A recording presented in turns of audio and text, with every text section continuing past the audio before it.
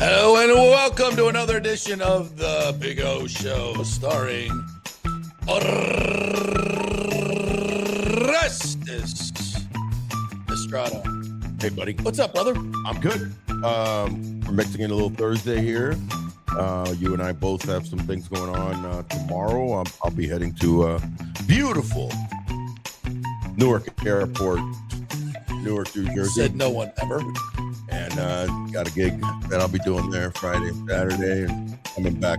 I think Coming back as soon as possible. not necessarily that, but you're cool, New Jersey, man. I have family in Fort Lee. I've got friends. Fort Lee is beautiful.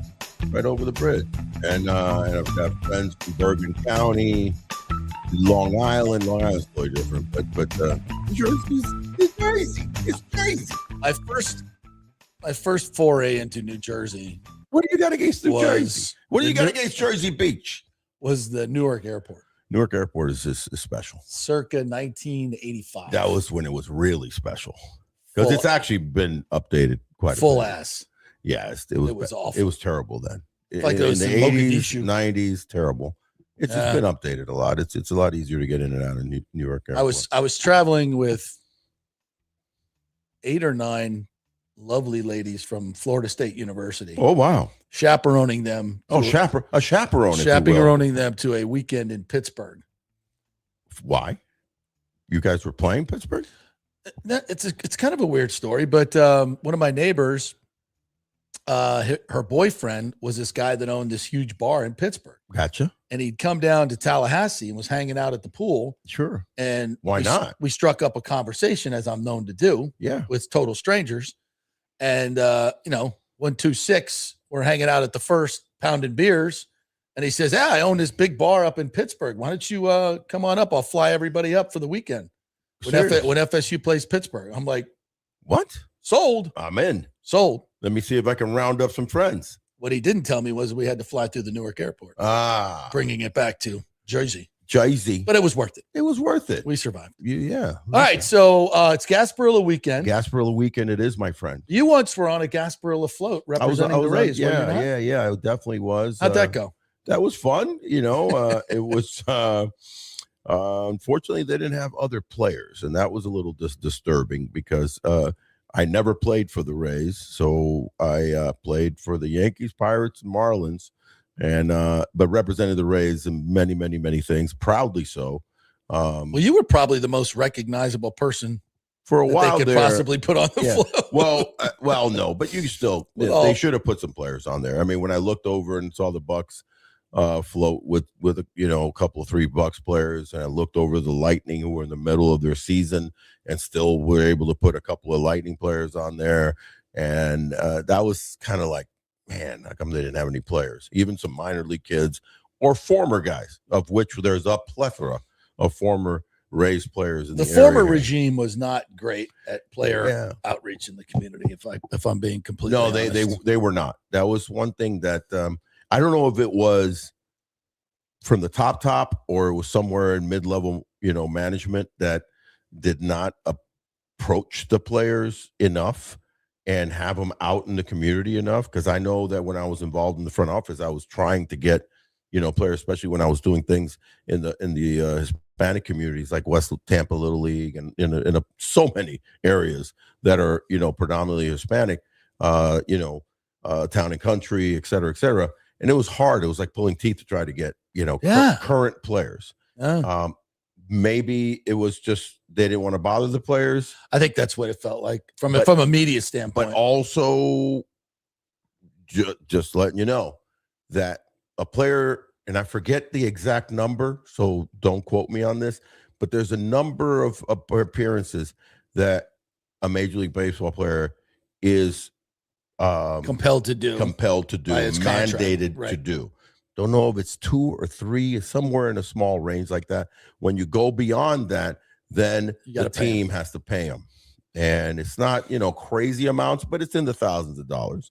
And maybe it was a mixture of that. Like, why are we going to pay these guys money to appear when we've got former players or so they use me a lot. And I was all about it. And I'm really good. You've seen me. I'm good in front of an audience and in front of kids, especially kids.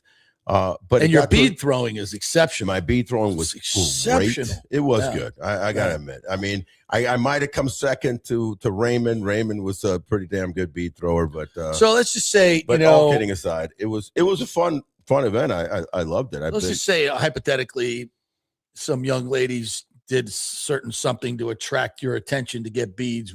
Right. Would you, how accurate would you be? They raised their something like that. They raised their Mystic Stein. Mystic Stein. They raised their Mystic Stein, maybe something like. Yes. Yeah. I would say you could probably throw for the Mystic Stein. Jackpot. Yeah. Jackpot. Yeah, that might have happened a few times. Wasn't exactly New Orleans, but just a bit outside. Yeah. Caught the left one. I threw a. He caught the left one there, Sammy. Threw a little slider. Let's see what he does on the next pitch. Oh, that was right down the middle. It was a lot of fun. It was a long ass day, but a lot of fun. And we had several of the. At the time, we had some like Batgirls and stuff like that, and so they were on the Rays street team. The Rays street team.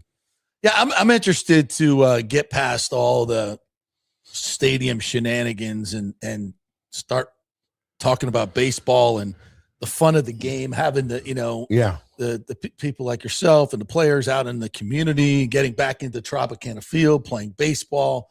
We got the Fan Fest coming up in a couple of weeks. Yeah. Well, the irony is that's kind of like Gasparilla is the measuring stick, or should I say the line that once Gasparilla hits, it's pretty much baseball. Football season's over. Yeah, football season's over. You have a Super Bowl around the corner. Here comes spring training. So very soon we'll be breaking that down a little further on the show as February 12th nears, which is so close. Yeah. So Gasparilla is kind of this weekend is that breaking point that, it's going to get real serious. And a lot of news out there already, with reference to not only the stadium, but, any more moves pending around the corner for the Rays.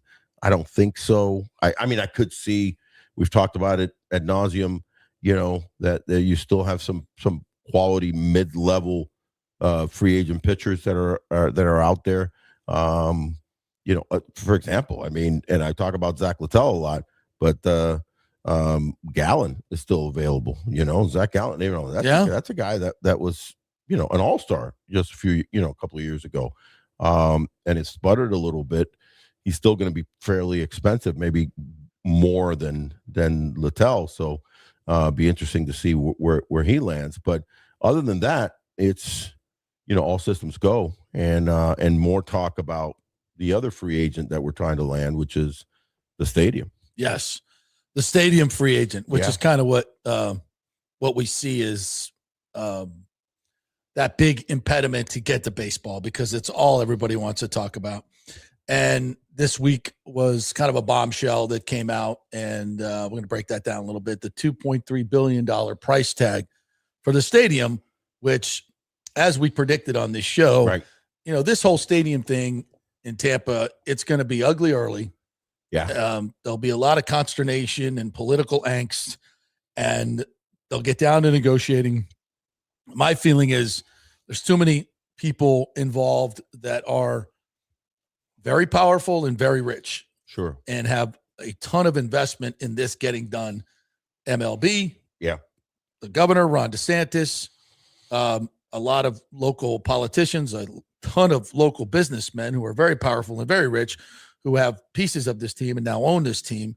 The mayor has been very positive, Mayor Castor, about this. The governor. The governor is going to be front and center for this. What we're hearing is going to be a press conference next week. Correct. With the renderings of the stadium. And so all these people are very invested in this happening in Tampa. But when this price tag came out, and there's a little background to that as well that I found out, $2.3 billion, it was sticker shock. 100%. And people are like, we're not paying for that, blah, blah, blah. There's a lot of negativity. And rightfully so, because all those people that you were mentioning, there is one other facet in this equation. Though they don't have the dollars, but they are kind of putting the dollars to some degree. And that's the taxpayers and fans. Right. So, you have to be cognizant of that. So then when you 100%. have that type of sticker shock, you know, everybody's like, where's that going to come from? And what, you know, how is that going to work? And I thought the car was only, you know, 33,000. Well, we haven't gone to our manager yet to get the discount. I need to go. As we're sitting right here at Murphy Auto Group. Right. And maybe we should bring Mike in. Yeah. Let's bring the manager in, see if we can get this price down to a payment that we can afford. Yes. Oh my gosh. What's your breaking point? Your breaking point? Where do we need to get to in this deal? Wait right here. Yeah. The old wait right here. Oh, that's your number? Oh, maybe we have a 74 bug that we can in the back that we can. That's what you were thinking. We got one. Yeah. You can pay for that. And think about how people deal with their trade-ins when they're thinking that their trade-in is this amount, and then all of a sudden they get like we're trading in the Trop for a new stadium. But the bottom line is that everybody kind of is involved in this. But it was interesting. One of the first people that you mentioned in that story of the monies and the municipalities is MLB. And I think they may be the one that swings this gate, possibly, believe it or not. Why? Yeah. Because Rob Manfred, and he's not exiting yet. He still has like 3 more years, right? I think till 29. Rob Manfred is adamant about a deal getting done. Rob Manfred was wanting an ownership group to come in and be the ownership group. And I think part of like donning that group was, you need to get this deal done. Absolutely. I'm expecting you get this deal done. The former owner was dragging his feet and not getting the deal done. I need this deal done. Why does he need this deal done? Because on his way out, he wants to be able to announce expansion. That's like his, icing on the cake gift to his 30 owners, that I'm leaving you with 2 new teams at an average of about $2.5 billion buying price. Oh, by the way, the Marlins that I played for in 1993, the buy-in price for the Marlins and the Rockies, $95 million.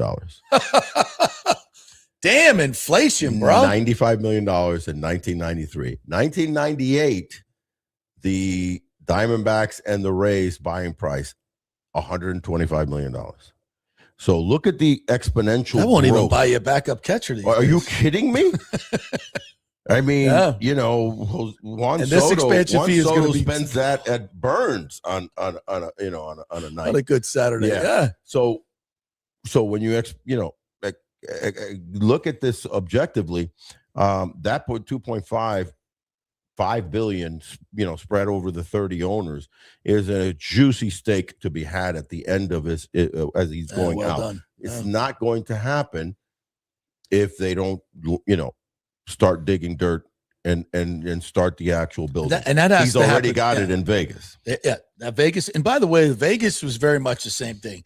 Yes. The price tag, everybody freaked out. It took a while. Locals, like, correct. I don't know what we're going to do. And then, at the end, what happened was the owner said, all right, I'll kick in the $1 billion. Right. And they said, okay, we're ready to go. I think it was $1 billion too. Yeah, and I think this might be something similar where the Rays asked for a lot of money. They negotiate it down, and then they say, okay, you know what? And the city says, look, we'll give you this. This is it. And then you got to come up with more money. And then, as I've said many times, Fred Ridley, the chairman at Augusta, can go out to the first tee, trip over 7 billionaires and say, I need a little bit of money. We need some money. Yeah. I mean, I say that but jokingly, but because it's a business, we need some money. Absolutely. This is what you're going to make for right. You get a piece of the team. Yeah. And you're going to get and you're going to get all that surrounding. And these are all options that are on the table to get this done. And I know there's been a lot of negativity about it, mostly coming from the Times, but nobody knows what the deal is yet. And by the way, the $2.3 billion price tag on a stadium, we don't even know what that includes. Now, nor do we know if that's going to be the price tag. No, exactly. Now the paper story made it seem that like that's all fact. Yes, and it's not. Right, it's not fact because nobody knows. Eric Hart doesn't know. Mayor Castor doesn't know.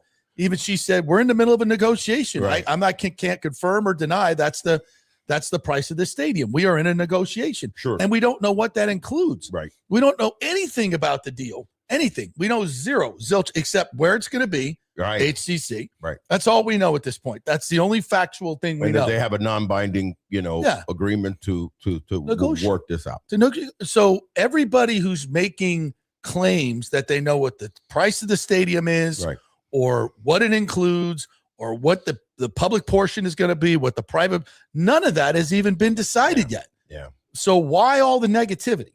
I think the negativity right off the bat comes out of that massive number. Yeah. Because there's no doubt it is a billion more than the supposed 1.3 for the build out at the gas plant. Right. Okay. And remember, oh, by the way, that 1.3 to the gas plant probably was not going to be the final amount of numbers that what the gas plant was going to be. It was going to run up and be in the mid 5, 6, it was going to leak. The Vegas stadium is going to end up being $2 billion. Yeah. 100%. So it's right in line with that. It's right in line with that. And those are similar deals, fixed roofs. Yes.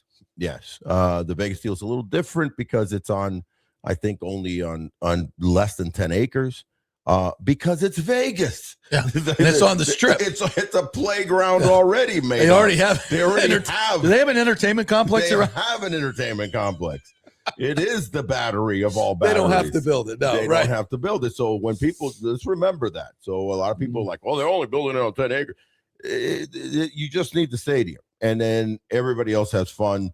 And what happens in Vegas stays in Vegas, especially if the Rays go play there and they lose, it just stays there. Mm-hmm. So no, just kidding. But the reality is that there's still so many things to sort out, but they do have the potential site.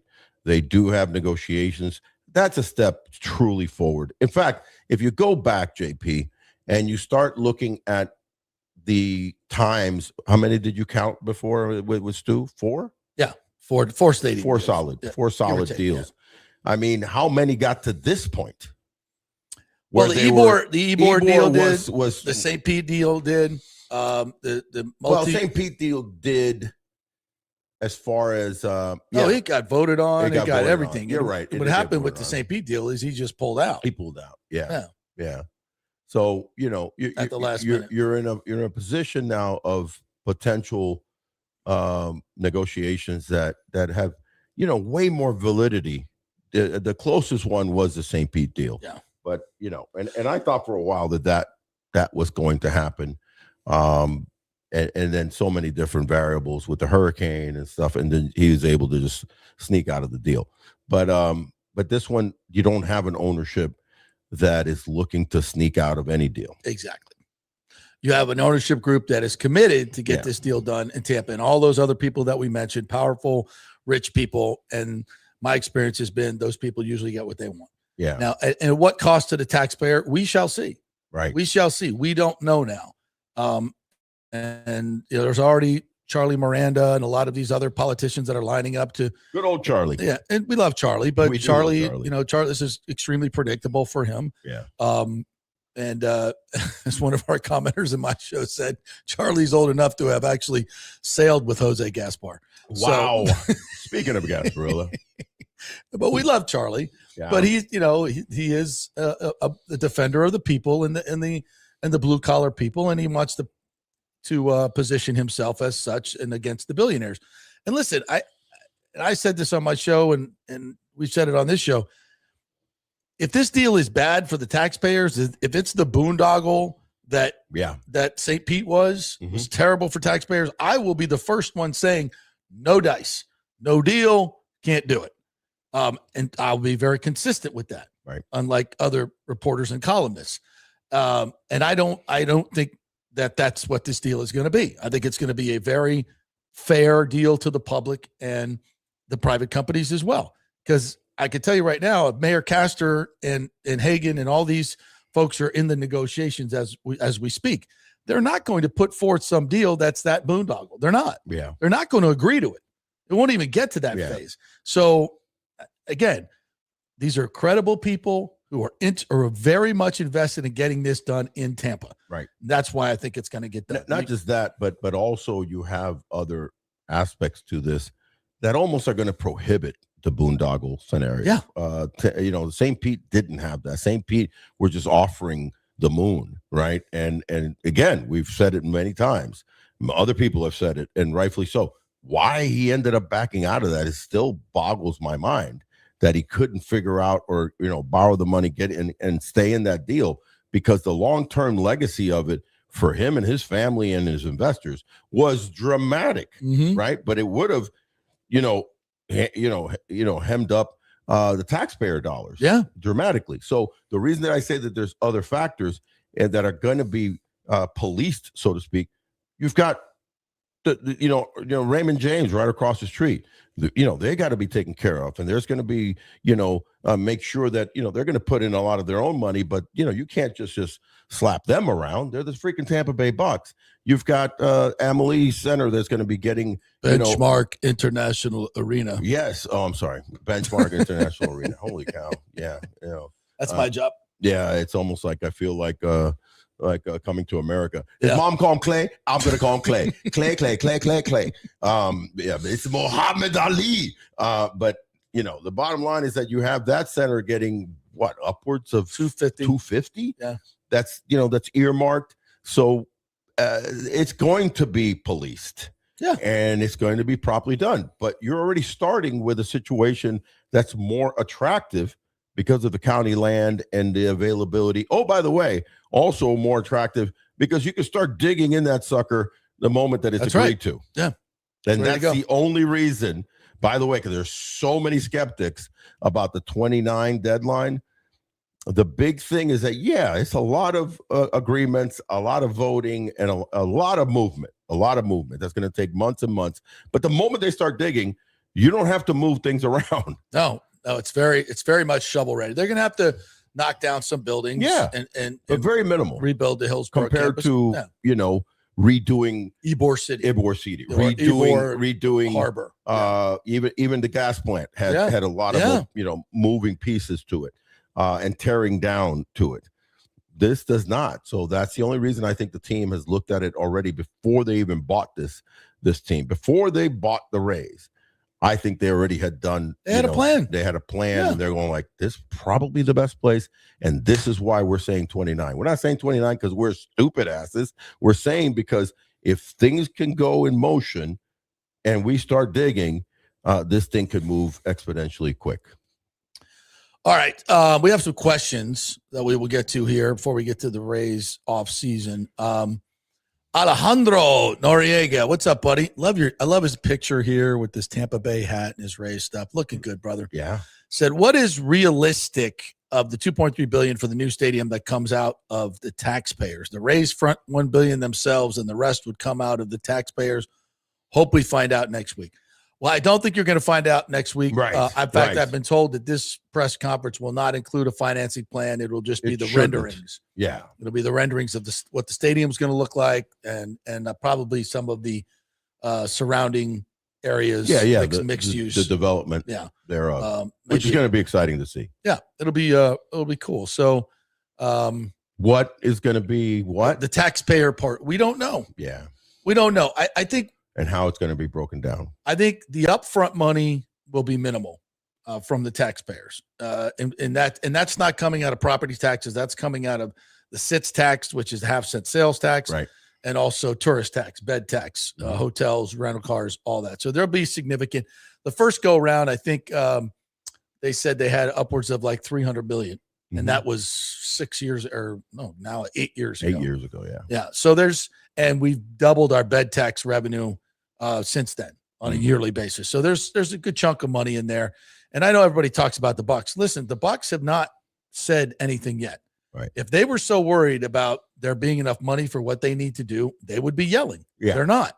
No, they're standing. The Bucks are doing the right thing. And that is, they're saying, hey, let's see how their comment was, let's see how this works out. We look forward to learning more. Look forward to learning more. Right. And let's see how this all pans out. And they're not going anywhere. They're not going anywhere. In fact, they're going up. By that, I mean that Raymond James is going to get built up more. Yeah. They're probably going to copy the Hard Rock, stadium down in Miami and add the cool roof, situation, which is really sexy. I admit that I like that. Yeah, I like it a lot. So that's kind of a new thing without doming a stadium. But makes it nice and cozy and make the rain. Have you been in there when it's and is it cool? Is it hot? Is it no? It's nice. It's for what having played at Raymond James, at JRS, at Joe Robbie Stadium, in years past, it was really, really hot. Yeah. And now it's just kind of cooled down a little with bit. the shade. The shade's a big deal. The shade's a huge deal. Yeah. There's another one from was it Nico or Nicholas Paz, or it's Nicola Spaz. No, wow. Sorry, buddy. Don't even this gringo over here doesn't even know how to read Spanish. You calling me gringo? What's your name? Is Chai Rodriguez? Chai Rodriguez. Joaquin Andujar. What's your name? I always remember that. Joaquin Andujar was Joaquin Andujar. He says, JP, who do you think are the guaranteed no votes on the city and county commissions besides I think Charlie we already mentioned one. Yeah. Wostall on the county commission is going to be a definite no. He'll be the grandstander for the people. But you only need five, I think it is. You need 4-3 in the county, and I think it's the same in the city. I think we've done, some of the folks that are in the know politically have done kind of a paper ballot. It's right now, it looks like 4-3 on the county, pretty solid, maybe 5-2. And then the city looks more, it maybe could go either way, 4-3, 5-2. So we'll see. Yeah. I mean, that's going to be huge. I think once we get the plan, everybody understands what it is, and there's going to have to be a significant payback to the taxpayers, right? Which I think there will be, and I think it'll be very palatable. Again, here's the difference. For example, to the debacle that was now Lone Depot Park, Marlin Stadium originally, which probably definitely cost a bunch of council member seats. Oh, everybody got their career was over, right? Because of the way they financed it. The sweetheart deal they gave to Loria, and there was no vision around what was the Orange Bowl, and they just plopped a stadium there, nothing around it, nothing. There wasn't no opportunity. So then if the only win that they could have had was winning. The only win was if they didn't put the right product on the field and win championships, or at least be a playoff team contending. So people want to go to that stadium, since they built it, 12 years ago, somewhere thereabouts. That was the only chance. And since they haven't won, in fact, Loria went the other way, right? And he screwed the hell out of Miami. Hey, listen, I love David Sampson's podcast. He's really smart and really.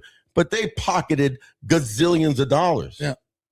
Right? Yeah. And it was because they got rid of all their frontline players, right? So they got rid of Jose Reyes, Mark Burley, JT Realmuto. The list is endless of players that they just Stanton they got rid of within a couple of years of getting this behemoth.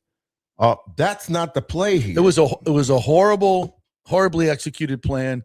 That it's going to end up costing the taxpayers $1.5 billion exactly for a stadium that was like 500 million, 700 million, something like that. It was like 750. Yeah, of which Loria had paid like 10% of. And they went back and forth for years and years with Wayne Huizenga, who tried to build an entertainment complex in there, and build a new baseball stadium, or take it north where the money is. Do basically what Wayne wanted to either do is take it to Miramar, which is a fast growing area that now is just vibrant as hell. Yeah, they should have put it there, because if you ever go to Miramar or go to Fort Lauderdale or do a Cobb County scenario is what he was proposing. He's like, hey. Downtown Fort Lauderdale on the river would have been perfect. Let's take it to where the money's at. Right. What did the Braves do? They took it to where the money's at. Where their fans are. Right. In the middle of the market. In the middle of the market. That wasn't done. This is not the scenario here. In fact, we're bringing it to the middle of the market. You're adding a development. So the way people have to look at, and more importantly, I guess, the way that the municipalities and their voters have to look at is a longevity play for the Tampa Bay area. That's the deal. That's the way they got to look at it. That's the deal. They got to look at it as like, hey, everybody, we represent our constituents. Here's what this is why we agreed to, and this is why we said yes, because this thing is going to flower beautifully. It's not going to be a dud. There's going to be enough movement, and there's going to be jobs. There's going to be so 5 years from now, 10 years from now, 15 years from now, this is going to be a beautiful scenario. Right. That's the plan. That's what gets that's what gets the vote. That's what should get the vote. That's the overall plan. And everything else that's being talked about negatively now is a waste of time. A waste of time. You have no idea what you're talking about. You have no idea what the comparisons are unfair to Miami. Yeah. The comparisons are fair. Let's wait the Braves to see the deal. Yeah. And I'm still, for all those reasons, very optimistic. All right. Let's go ahead and thank our sponsors, Texas Roadhouse of Wesley Chapel.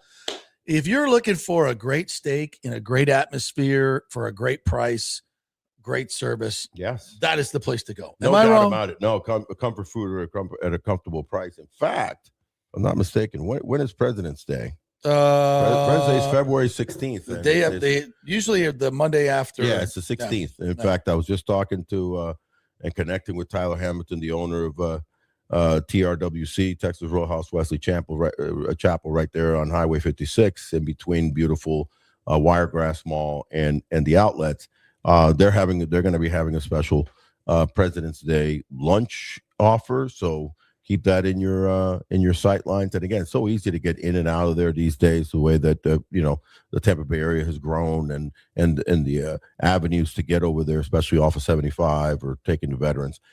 Listen, this is a special place, and it's special to us. We thank them for sponsoring us, and yeah, it's just great food, great service.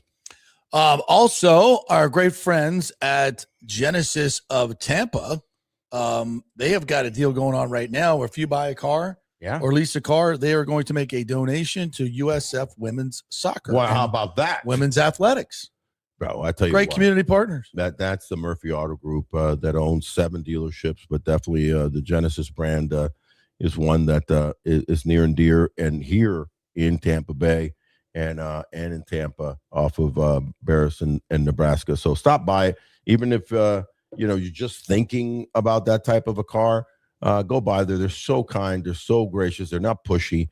And because they know their product. Here's the thing about it. They know how good their product and their prices are comparatively in the market of that Audi, Benz, Lexus brand, which they match up with. Arguably better product. Mm-hmm. Way lower price. Way lower I'm not even going to say cheaper price. There's nothing cheap about them. Better product, lower price, great service. Tampa Bay. Genesis Tampa Bay is spectacular. We love them. By the way, and also Kingmakers Tampa, where we are right now. We love it here. Yeah, this is a really cool private club. Yeah, we have this production facility here. We have office space here. You can be a member. Just go to kingmakerstampa.com. Right. So I have a very learned one of our learned listeners. Yes, I like very tapped into local government. Gave me a rundown of all the votes. The double L, by the way, we call them the double L. Learned listeners. Yes, he said City Council, Miranda, no. Hurtak, no. Carlson, no. Clendenin, yes. Maniscalco, yes. Maniscalco, love that guy. Vieira, probably yes. And Young is a newbie we don't know and could be the swing vote. Ooh, who was that last one? Young. I don't know who that is. Interesting. And if it comes down to being a swing vote, you want to vote no and send the race to Orlando? Yeah, no, I don't think that's you don't want to do. If you're the swing vote, you do not want to do that. Yeah. County Commission: Wostall, no. Cepeda, no. Hagan, yes. Bowles, yes. Cohen, yes. Myers, yes. And the new one, Miller, we don't know. So the county commission looks pretty buttoned up. Solid, yeah. City's going to be a little different, but again, it's going to be all in the deal. Yeah. And if it's a bad deal, all of them will be no's. If it's a good deal, they'll probably all be yeses. Yeah, there's a great. And again, nobody knows. Nobody knows what the deal is. Nobody.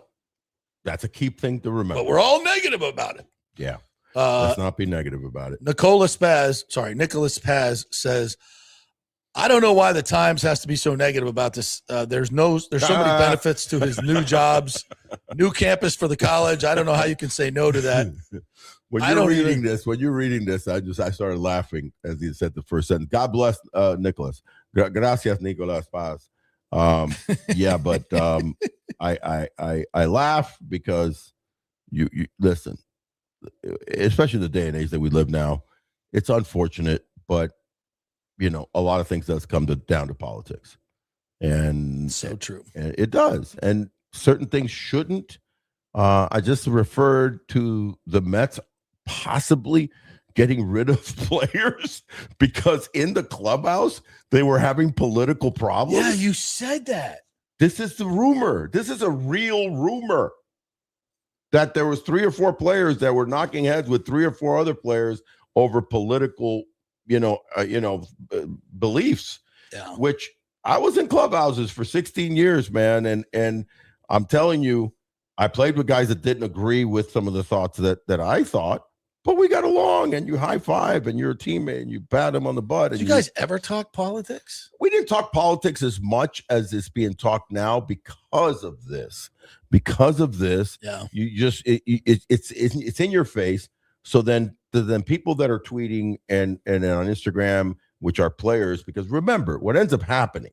Here's the dilemma of this, and it ties it all the way back to the Tampa Bay Times and other periodicals and media outlets, both right or left, who all have agendas. Yeah, who all have agendas. Yeah, it's not journalism anymore. Exactly. So then what happens is that players now, because their agenda is I want to be liked and followed and subscribed to, and that makes me money. Great point. So then when they go to a particular side, now they have to stand firm on that because they can't waffle. You can't waffle anymore. So if you're going to be heavy on social media and try to get, 500,000 followers, 1 million followers, 5 million followers. So these guys, then they stand firm. So then they end up then you start having problems, So it's interesting how social media and that whole, dichotomy comes into play. So then you bring it all the way down to, Nicholas's question. Yeah, obviously, unfortunately, the Tampa Bay Times are at times going to take advantage of their pulpit and kind of probably be a little negative towards the fact that the Republican Governor DeSantis is pro this deal and friends with these conservatives that are now owning the Tampa Bay Rays.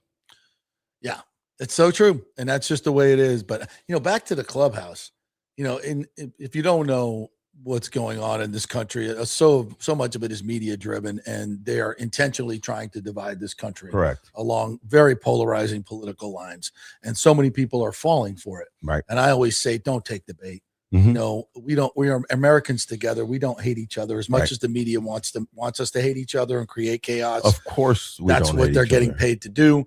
Then, just don't buy it. Right. You don't hate that person. You didn't hate him 15 years ago. Don't be hating on him now, right, just because somebody tells you have to. And but it is eye-opening to think it seeps in. That in clubhouses. Yeah. Now, and baseball is unlike any other sport. Right. That you guys are together. That's as the problem. A family. Not a problem, but that's the 7 reality. months traveling, 162 games. Yeah. Spring training. I mean, you see these people more than you see your family. 100%. By far. And if you guys are, butting heads, like I can see them there being. I mean, there've always been players, in clubhouses that butt heads, but it was usually about chicks. Yeah. It was about a girl, right? Yeah, girl. It was never about politics. Yeah. No, yeah. The closest that I got in my tenure of being a professional ball player was, believe it or not, was religion. Religion. Wow. That was the only one that at times was a headbutt. At times. Not that often, but it would rear its head. And that is, you would have the Christian players, right? Because again, now you have so many more religions that are open and out there. So you have Muslim players now, and you have agnostic players and atheist players and Christian players and Catholic players. So they're more out there because of this, right? So they're out there professing their beliefs. Right. While back then, I'm not saying that we were closed and protecting ourselves, but it just wasn't talked about as much. We were there to play baseball. Yeah. We were there back to practice baseball. Back in the day, you didn't tell anybody who you voted for. You didn't tell anybody who you voted for. It was a secret ballot. You didn't have to tell anybody. No. Nobody told you. So the religion did get in the way because you would have 4 or 5 players, let's say hypothetically, on average, that were wild. And they were out there and they were out every night getting hammered maybe. and you knew who they were. and they were cussing in the clubhouse left and right, didn't give a crap about it. And then you had the Christian guys, and then they were kind of trying to talk to them. And don't be doing that. Don't be doing that. You could be better. And then all of a sudden, every now and then, that would be a clash. It would be like, hey, bro, just leave me alone. You know what I mean?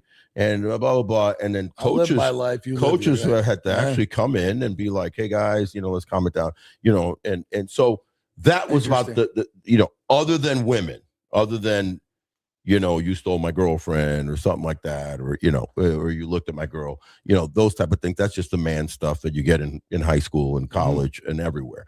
But that was it. Now you fast forward, and now we're talking about so many other topics, predominantly who you voted for, what side of the realm are you on, and it could possibly clash. Again, the rumor, alleged, I don't know, but it was that Nemo and Alonso, two, like spearheads of the Mets for the last several years, run producers on the field, producers in the community, we're having some problems with, namely for Francisco Lindor, who tends to supposedly, again, these are all supposed scenarios, but but Lindor really is kind of like the head guy. Like if Aaron Judge is the head guy of the Yankees, Francisco Lindor, it's not Soto, it's Francisco Lindor. So maybe there was enough strife to go like, okay, we're going to trade off Brandon Nemo. I mean, that guy's like a stud every year in and year out. You can just count him in, and not super costly, right? Comparative to, say, why you got rid of the polar bear. Oh, by the way, you got rid of the polar bear and 35 and 120. Yeah. Hello? As solid as it come, who's going to protect Juan Soto now? So you made a major decision by getting rid of those two bats. Yeah. Now you got to count on Luis Robert to wake himself up and have, two halves that come together. The last few years, he's had one good half, one bad half, one horrendous half, one good half. Now you got to make sure that him in the bright lights, big city of New York, not Chicago, hidden away, that you got to have Luis Robert not screw up. You got to make sure that, though I'm a huge Bo Bichette fan, that Bo now has not just a nice 290 year, he's got to have a superstar year, right? And step up. Yeah. So these are decisions that are made that if it was because of some of those things, it's interesting. So, Nicholas, good question that you ask. And why? Because the Times have, their own thoughts on things.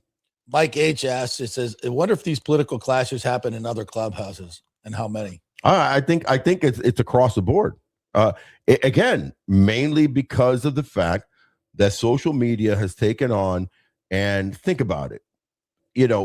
College kids now have multi-million followers. Yeah. You know what I mean? So what you say and where you lean, you have to be very careful to be agnostic in that. And that's my advice to young up and coming athletes. You're going to get into the social media realm. I get it, because there's a lot of potential to make a lot of money and get the Nikes of the world and the Under Armours of the world and Lululemons of the world that are gonna follow you. They're going to that one in. Nice. Well, because also female athletes, but also male athletes. Lululemon's I know you got a pair of Lululemon. They're under my pants now because it's damn cold here in Tampa Bay, and they're comfortable. And tight. Not saying that I own any. Yeah, I love Lululemon. My daughter. I got to put her on a Lululemon monthly budget with that. Jesus. Kid. Yeah. It ain't cheap. No, doggy. It ain't cheap. But so yes, go after that. But you better be careful, because once you lean to a particular side, not only are they following, maybe there's some people and they start attack you. So that you might have your own teammate kind of go like, hey man, I saw you posted this, but bro.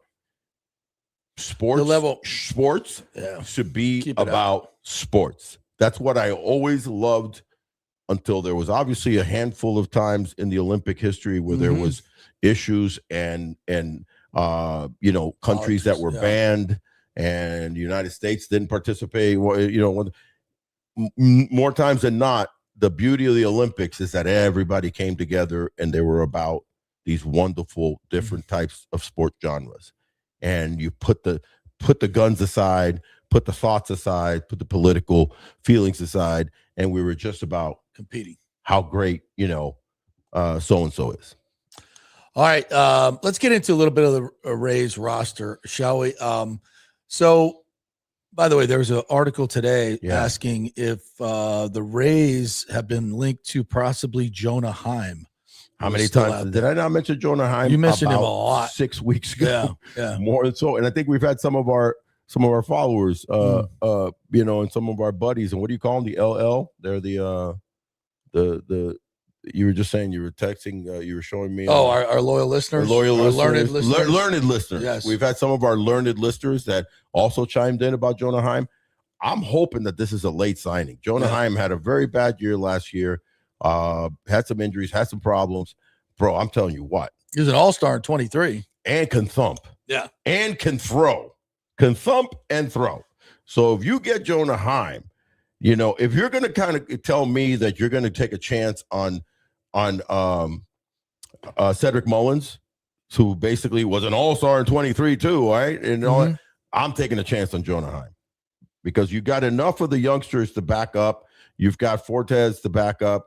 And if he falters, so basically I'm higher on Jonah Heim joining the Rays than I was when Danny Jansen joined the Rays. I was like, okay, Danny Jansen, that could be something. What do you think he would cost? Being that it was this late already and 29 other teams, arguably 30, including the Texas Rangers. The Rangers just basically passed on him. He can't be into the $10 million a year range. Maybe that's what he's looking for. That's probably the situation.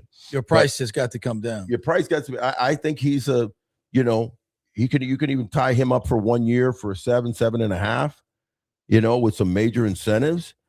And this guy is a thumper, man. He's hit 68 home runs over the last 5 seasons, which doesn't sound like a lot, but it's 10th most among catchers. Catchers don't hit that many home runs, buddy. Not everybody is Cal Raleigh. Yeah, he's got a Gold Glove in the 23 season when he was an all-star. If you haven't seen, look up some videos of Jonah Heim throwing the baseball from behind the plate. Holy cow, his pop is ridiculous.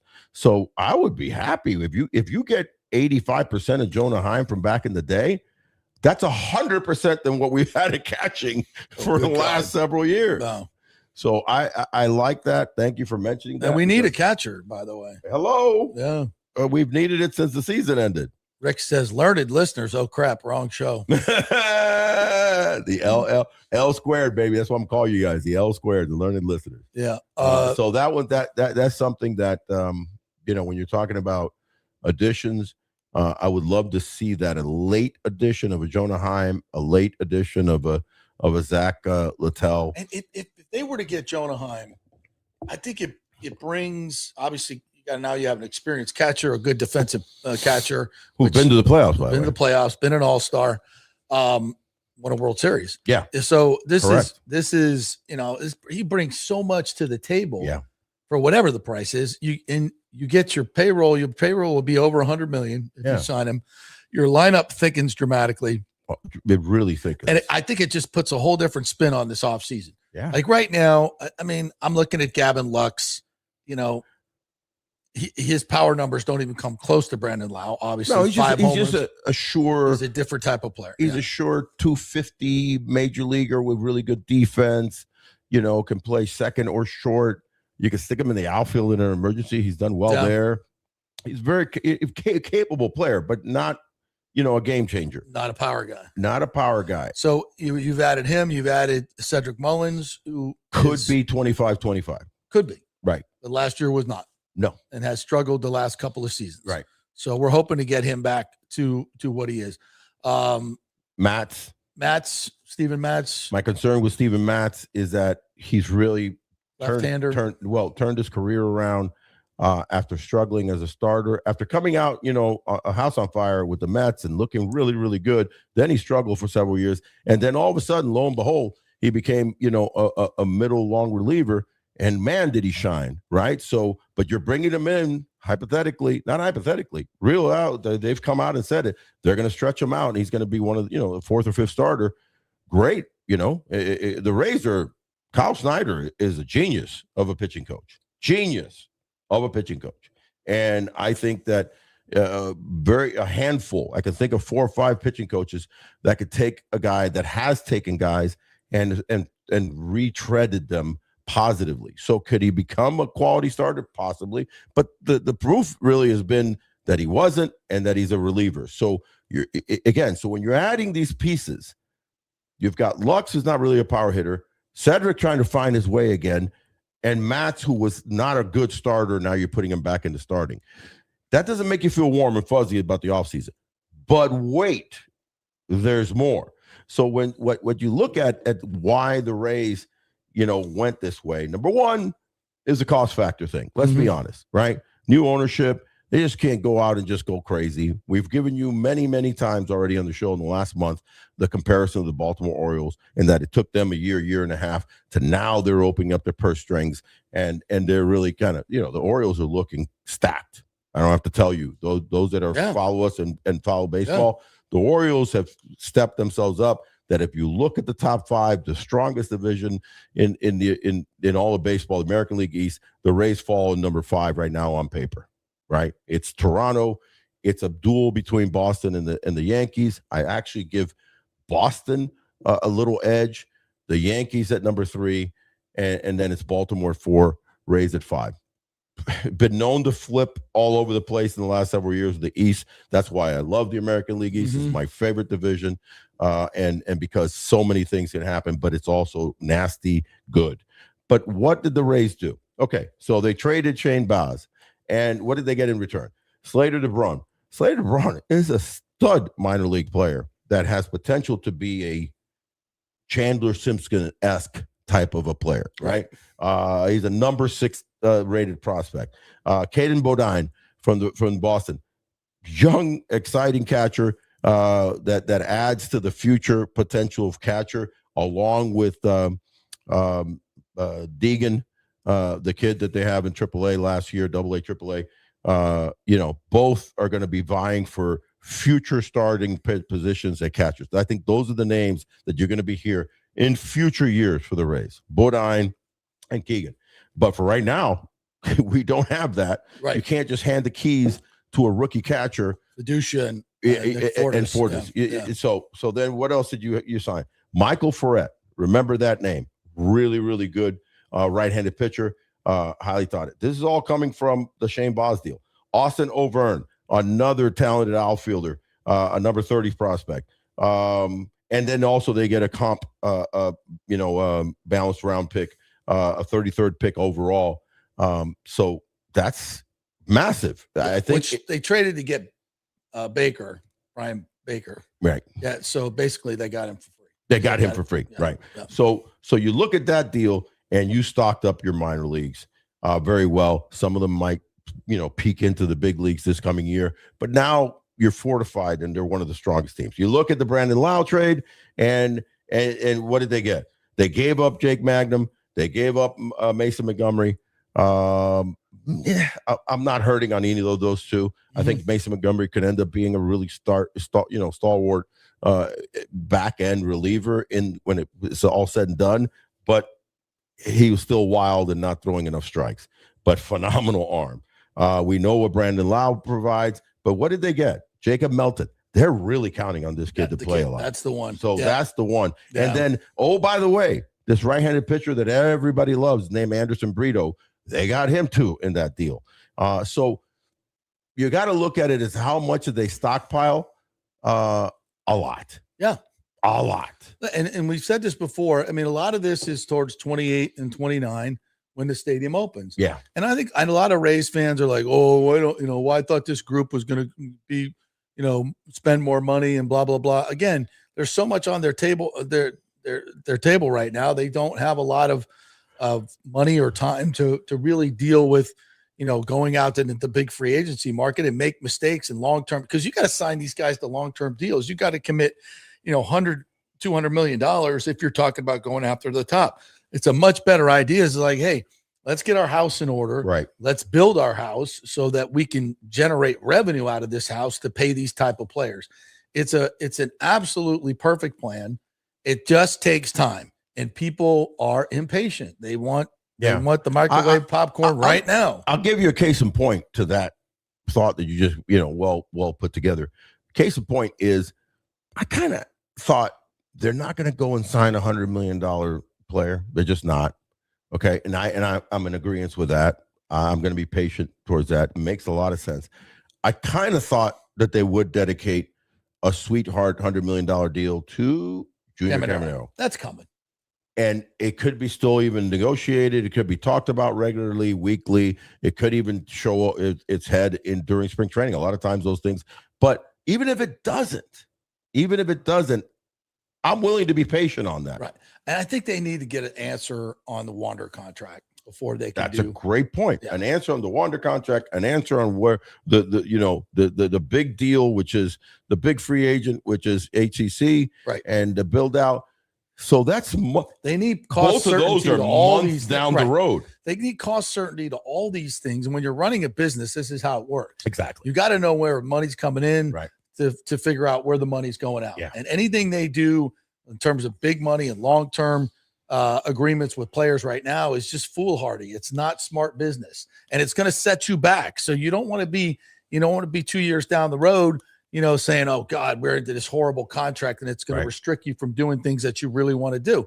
So the really smart play is to, get rid of your older players that are been fragile, Brandon Lau and Lowe. Yeah. And get rid of these guys. True. Both of them. Who are going to cost you more money. Yeah. And Pete Fairbanks as well. And agreed. Then start stocking up with good players who are going to be ready in 28 and 29, or good players that you can trade for other pieces. Take advantage of a piece like Shane Baz that has potential to be a top 10 pitcher and rake in 4 great prospects. Right. So that's exactly what they did. These guys are doing smart business. Yeah. And I for one, agree with it. I'm here for it. You want more, but this is smart. This is smart. This is really smart way to do it. And if you, and by the way, we're doing this in a time when I got news for you. You ain't competing with the Dodgers anyway. You ain't competing with the Yankees. All these teams that are spending so much more than you. You're not winning anything. Well, I want to win a World Series in the next 2. You ain't. Not with the current state of the game. It's not impossible, but it's improbable. Yeah. You're not. Yeah. And so why not take advantage of this time until they can figure out the labor agreement? That's another thing. Yeah. You're probably going to miss a half a season. So while all this bullshit is going on in the game, get your house in order, build your stadium. So when we come out of this in 27, 28, and 29, now we've got a great stadium in a great area, tons of premium seating, lots of money coming in, lots of revenue from around the stadium. Everybody, it's building the fan base. Yeah. Everything's moving in the right direction, and we're all on board with it. Yeah, we're all on board with it. They're going to be big signings. Super smart. And then in 28, 29, guess what? Then Kyle Tucker is going to be ready for another contract. Then Bo Bichette's going to be another. Then Pete Alonso is going to be ready for another contract. All these great superstars, they'll be a little bit older, but still, I think very much in their prime. And if they want to come, or whoever the new star is at the time, is at the time, it doesn't have to be. Or maybe our young kids that all this great talent that we just got is coming of age, and we want to pay them and keep that's them. Where I was going. Yeah.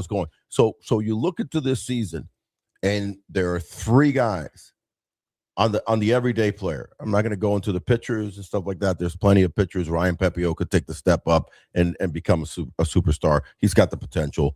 So Rasmussen can take that other step because he definitely has an all-star caliber potential, but he could take another big step back for it. Let's talk about the everyday players. There's 3 players. There's Junior Caminero, right?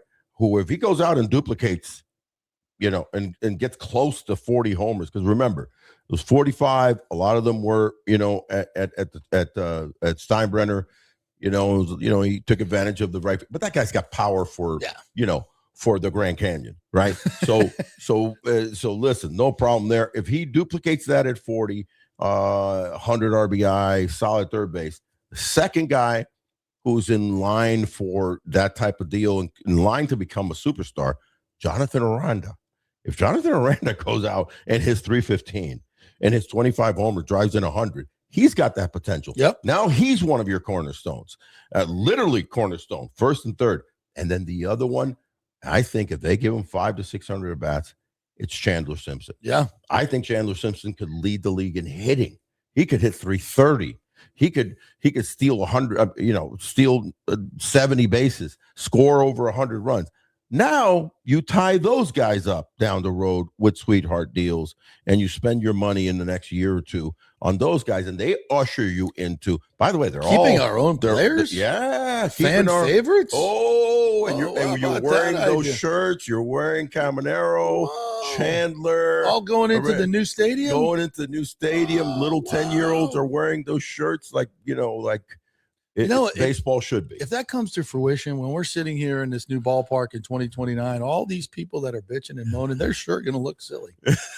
Let's hope. They're sure going to. Some of our learned listeners manifest that out to the universe, baby. Some of our learned listeners who sometimes aren't so L squared, baby.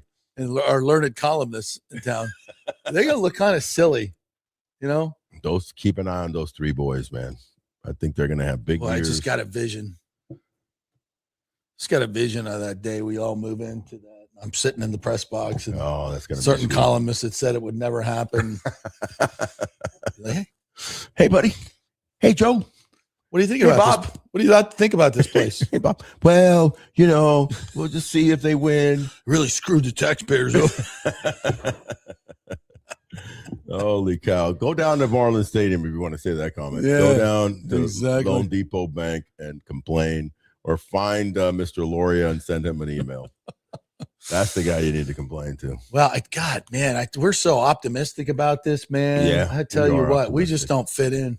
No, the local landscape of the media. We're just kind of out here on our own. We're pro this organization, doing things that this ownership. We are, no question about it, but I don't think we're unreasonably No, I think we're completely for objective. Logic. Yeah, for logic. You listen to this show and you think we're crazy for all the things that we've just said. Let me know where we're wrong. Right. Let me know where we're wrong. It's the logical move forward. Everybody that's bitching about tax money has no idea what the deal is. Right. So we'll wait and see for all that. And I want to get back to talking about baseball, because that thing we just laid out sounds really good to me. Yeah. Growing with these young players, watching them grow, and when the time is right and the money comes in, we strike. Tie them up. And this is what we've been talking about. And it's let's close with this, because I want you to kind of to put a bow on this. You've been in Japan, won championships there. You've played for the Yankees, the Pirates, some of the greatest. You've been around baseball all your life. Season. I've been through two inaugural. You know what the fuck you're talking the about. Marlins and the Rays. You're not some former political columnist in the front office. Yeah. With some negative take on this. All this stuff that we talk about is not pie in the sky. We've seen this happen. It happened in Atlanta. Yeah. It's exactly what they did in Atlanta. Right. You've seen the Marlins win a World Series. Well, it's interesting you say, because, and I just mentioned it a while back. I've literally lived and seen, two different organizations go the right path. Go the path, one wrong, one right. And I think the new ownership is choosing the right path. The right one was what Atlanta did, that they moved just a few miles up and took their team to where the fans are and built a beautiful center that everybody now rightfully is, and I mean everybody, not just in baseball, but in all walks of building stadiums, they want to, copy that format of what the Battery is and what Truist Ballpark is. And then you go south of here and you see the debacle that the Marlins became and what they did, how incorrectly they did in building a stadium with the wrong leadership with Loria, and what he did of literally, I don't want to use the R word because it's not good, but just took away from that community players, life, and excitement, and then left literally a debacle in that area. And they're scratching and clawing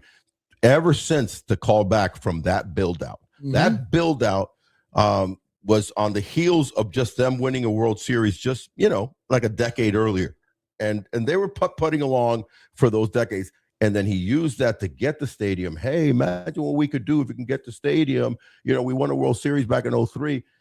And he just abused it. So here we lie in the middle of Atlanta and Miami. And I think it's almost like, poetic justice of how you deal and how you matriculate through this. So important. And it has to be a future. I love this area. I'm going to tell you something right now. I was Cuban born, Miami raised, but Tampa for over 30 years has become my home. It's kind of really the place that I know the best. I love the area. I love the people. Those that follow baseball and follow me and my tenure with the Rays, that really started even before I became a broadcaster. It started back in '98 after I retired and joined the Devil Rays by Mr. Namoli, who I thank. There's a passion for me for this area. So when I look at this, I think this is for the future. And this is for true development, true legacy, and true positivity while you win championships. Because winning, I don't mind the rich getting richer if they're enriching the community and winning, period. Very well said, my friend. And I'll tell you this, the St. Pete deal, boondoggle, was very close to what they did in Miami. Terrible location, not St. Pete's terrible, just a failed location in terms of baseball. Did not make sense. 81 games, it just doesn't work. I mean, we know all that. 25 years of data on that. And it was a terrible deal for taxpayers, just like Miami. And it was, and I'm telling you, Stu Sternberg was following that Loria. Yeah. He was going to 100%. He was going to get the money and get the hell out. Yes. And leave us with a poorly located stadium and probably a not a very nice stadium. And it would have been a disaster. Yeah. It would have been a disaster, just like Miami. We dodged a bullet. The greatest thing that Stu ever did was tuck tail and run. And that we dodged the bullet. And now we're able to do it the right way. Right. Take our time, build it in the right place, get the whole community around it. Right. And what you just said was just spot on, and do it the right way and build it. Get these young players ready to go for 28, 29, augment with free agents. Yeah. And then we're set up and ready to go. And we're going to pay off what we've talked about, this baseball crazy region of Tampa Bay that produces the best players in the world. That's right. And we're going to do it right, the MLB way. And the whole community is going to come together. Yeah. It's Pinellas, Hillsborough, Pasco, Sarasota, Manatee, Polk, all of it. And it's going to be an effing huge success. And these guys are doing it the right way. I just want to add one other thing to it because, by the way, we do not forget about St. Pete. This is the Tampa Bay area. So what happened when you say we dodged a bullet, ironically, the positive side of that is that the right deal is going to be done at the gas plant. Yes. The right build out. Exactly. The right taxpayer infusion, but not an abusatory infusion. Right. It's going to make a ton of money. It's going to make a ton of money. And I want that bro. And I think you have too. I've lived in every part of the Tampa Bay area. Yeah, I have. For 35 years, I was in downtown in Harbor Island. I was down in Safety Harbor. I was in St. Pete. I've been in Pasco. And I moved around. I lived in Seminole when I first came here. Yeah, so I felt it all. I felt it all, love it all. I don't, for a second, want St. Pete to be forgotten. It's not being forgotten. It's going to be better. Actually, the irony is that them losing that deal. It's going to be way better. It's going to be way better. And in 5 to 10 years, the build out, you're going to see something beautiful. Hopefully, they end up building a soccer stadium, possibly or there, a convention center, or a convention center. But even if they built a soccer stadium there, dare I say, down the road, maybe the Rowdies do get accepted into the MLS. Are you kidding me? Now the Tampa Bay area has football, basketball. I mean, it's football, baseball, hockey, and MLS, which is just fast growing. Yeah.